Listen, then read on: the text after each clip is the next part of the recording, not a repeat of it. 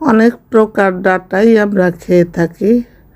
পুঁই ডাঁটা, লাউ শাকের ডাঁটা, এমনি ডাঁটার তরকারি। আজকে রান্না করব সজনে ডাঁটা দিয়ে মুগ ডাল এবং মসুরের ডাল।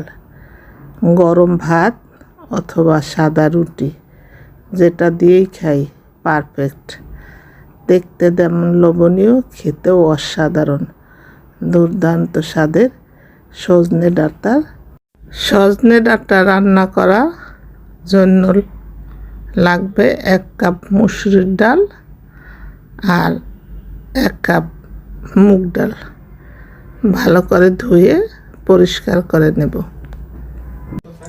হাঁড়িতে তেল দিয়ে এর ভিতরে সজনে ডাঁটা, লবণ আর কিছু রসুনের কোয়া দিয়েছি। আমি প্রায় সবজিতেই একটু রসুনের কোয়া দিয়ে থাকি, আমার কাছে ভালো লাগে। ডাঁটাগুলি 2-3 মিনিট ভেজে এরপর তুলে ফেলব রসুন এবং ডাঁটা।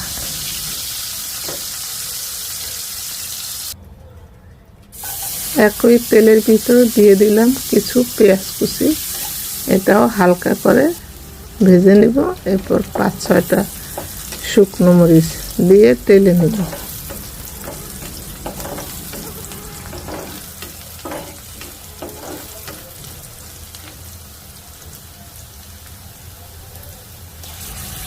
এক চামচ পরিমাণ আদা রসুন বাটা, আরও 1 চামচ আদা রসুন বাটা দিয়ে একটু কষিয়ে নেব। হলুদ গুঁড়ো 1 চামচ, মরিচের গুঁড়ো 1 চামচ, সামান্য পানি দিয়ে কষাবো।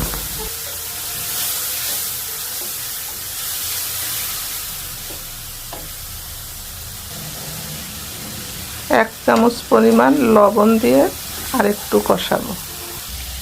ভিজিয়ে রাখা মসুর ডাল এবং মুগ ডাল দিয়ে ভালোভাবে কষাবো।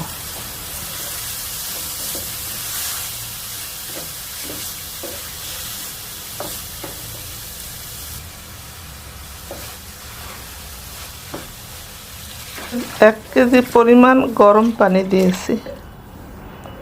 ভালোভাবে কষিয়ে ঢাকনা দিয়ে রান্না করব।